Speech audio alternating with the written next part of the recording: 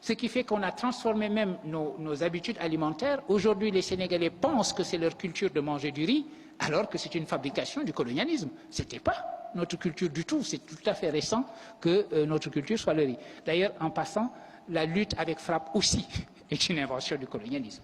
Vous savez, c'était un colon particulièrement terrifiant qui aimait beaucoup faire se battre entre eux et les Africains, et il trouvait que la lutte n'était pas suffisante. Il fallait épicer cela en leur demandant d'échanger des coups de poing nus, et aujourd'hui nous disons que c'est notre tradition. Enfin, les traditions se fabriquent. Nous avons un système scolaire que nous avons hérité de la colonisation. La colonisation a créé l'école au Sénégal et dans les pays africains parce que cette école devait former les agents pour cette colonisation, c'est-à-dire les auxiliaires de l'administration. Et donc nous avons été à l'école avec cette culture qui consiste à dire « j'acquiers mes diplômes et je finis fonctionnaire ». Nous avons une mentalité de fonctionnaire. L'État va nous employer. Un jeune qui sort de l'université et qui est employé par le système fédéral américain, il considère que c'est un échec, que c'est une perte de temps. Il peut commencer à la rigueur en travaillant pour l'État américain, en enseignant par exemple, en étant pour Teach for America, mais son plan de carrière, c'est de partir de là le plus vite possible pour se mettre à entreprendre et pour créer sa propre affaire et faire ce développement. C'est donc une mentalité qui est radicalement différente. Et pourtant, ces jeunes-là, effectivement, vous avez raison de dire, il n'y a aucune différence entre eux et nous. Je dis nous parce que j'ai été moi-même élève ici. Nous sommes même, nous autres Sénégalais et nous autres et Français, parce que nous avons hérité du système français, en principe, nous sommes même plus forts qu'eux.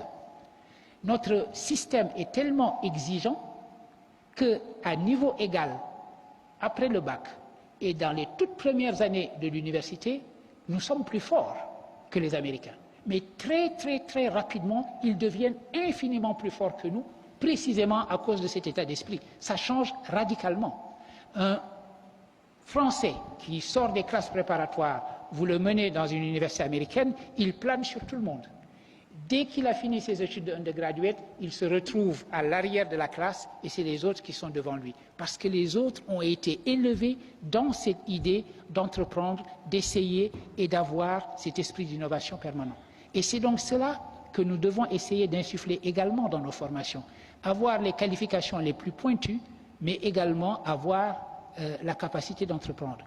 Une étude de l'IFAN qui vient de sortir, qui a fait une enquête auprès des jeunes de 15 à 35 ans, je crois, et il s'avère que 75% de ceux-là disent que leur souhait, c'est de pouvoir partir de ce pays dans les années qui vont venir. C'est terrible. C'est terrible, non pas seulement parce qu'ils veulent partir, mais pour traduire l'état d'esprit que ça signifie. Ce que cela signifie, c'est que vous avez une population qui est atteinte dans sa capacité d'initiative elle-même. Être atteint dans son corps, c'est grave, c'est suffisamment grave. Mais être atteint dans sa capacité de réagir à ce qui vous arrive, c'est pire.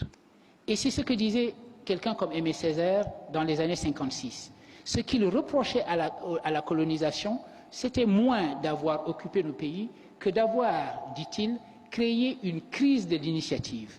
Et la vraie réponse à la colonisation, ce n'était pas seulement la décolonisation pour lui, c'était également l'idée de reprendre l'initiative et d'avoir l'impression qu'en bonne prospective, l'avenir est quelque chose que nous pouvons nous-mêmes forger de nos propres mains.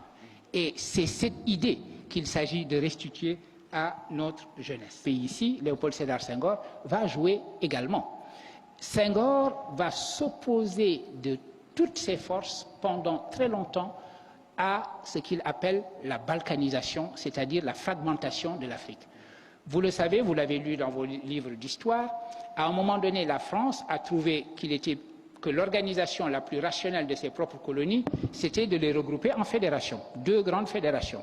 La fédération de l'AEF, l'Afrique équatoriale française, et la fédération de l'AOF, l'Afrique occidentale française. Mais voilà que le moment où les indépendances commencent à se dessiner, la France décide que si elle décolonise, elle va décoloniser morceau par morceau. Elle va décoloniser les territoires de manière séparée et non pas la fédération. Senghor s'opposera de toutes ses forces contre cela. On dit que Senghor a été très tiède vis-à-vis de l'indépendance, qu'il n'était pas assez revendicatif. Vous savez, quand on y réfléchit, mais c'est une discussion que l'on peut avoir, quand on y réfléchit et qu'on lit attentivement les textes de Senghor, on se rend compte d'une chose. Dès 1946, il avait déjà parlé de l'indépendance. Il savait qu'elle était inéluctable. Après la Deuxième Guerre mondiale, il était clair que les craquements du système colonial allaient conduire vers les décolonisations. Il était donc clair qu'à un horizon plus ou moins éloigné, les indépendances allaient s'effectuer. Dès lors, ce n'était plus la priorité pour Senghor d'être indépendant en 56, en 58, en 60 ou en 62. La priorité pour lui était d'y aller ensemble. C'est-à-dire que dans le couple émancipation-unité, il fallait pour lui mettre l'accent sur le concept d'unité et l'émancipation, de toute façon, se ferait. Comme le disait Nkrumah, paraphrasant la Bible d'ailleurs, prenez le royaume politique et le reste vous sera donné de surcroît. C'est-à-dire, commencez par réaliser votre unité et l'indépendance elle-même viendra. Et c'est la raison pour laquelle Senghor a considéré comme un grand échec les indépendances séparées des pays africains. Les paramètres sont comme la langue d'Ésope.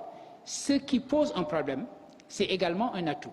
Aujourd'hui, l'Afrique a un problème avec sa population, a un problème avec sa jeunesse. Ça veut dire que vous avez une jeunesse extrêmement importante et il faut lui trouver du travail et cela ne va pas de soi. Donc, vous pouvez considérer que cette jeunesse est un poids. Mais également, cette jeunesse est un atout extraordinaire si vous regardez la démographie, non plus seulement localement, mais sur le plan mondial. Et que vous vous dites que les gisements, les grands gisements de développement démographique et de développement de créativité et de développement d'une jeunesse entreprenante, etc., se trouvent en Afrique. Donc, nos problèmes sont également, d'une certaine façon, aussi nos solutions. Les germes de changement nous disent que les choses sont en train d'aller mieux. Les germes de changement et la projection nous disent que les choses vont aller en principe, de mieux en mieux.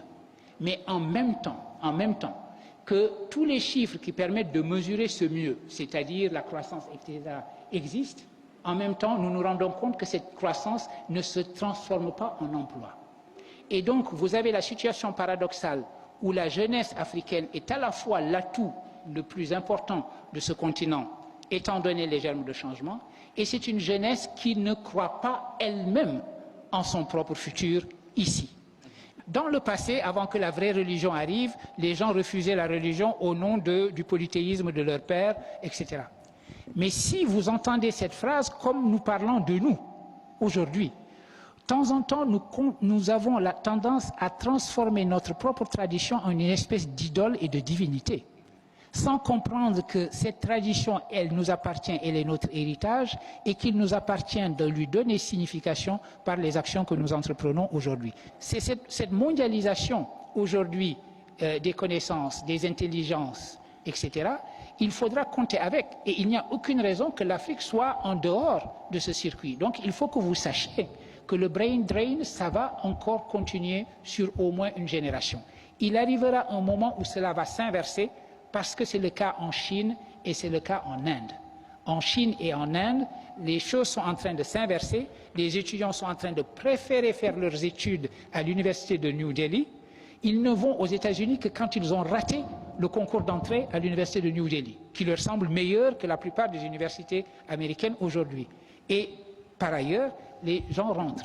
Mais même quand ils étaient dans ces meilleures universités américaines, ils s'arrangeaient toujours pour garder des liens avec leur pays d'origine. L'idée que la vraie fidélité est dans le mouvement. La fidélité à notre tradition, à notre pensée et à qui nous sommes sera réelle si nos actions nous sont dictées non pas par cette tradition, mais par le futur que nous souhaitons. Et c'est sur cette idée-là que je comptais terminer mon propos. Je vous remercie infiniment de l'avoir écouté.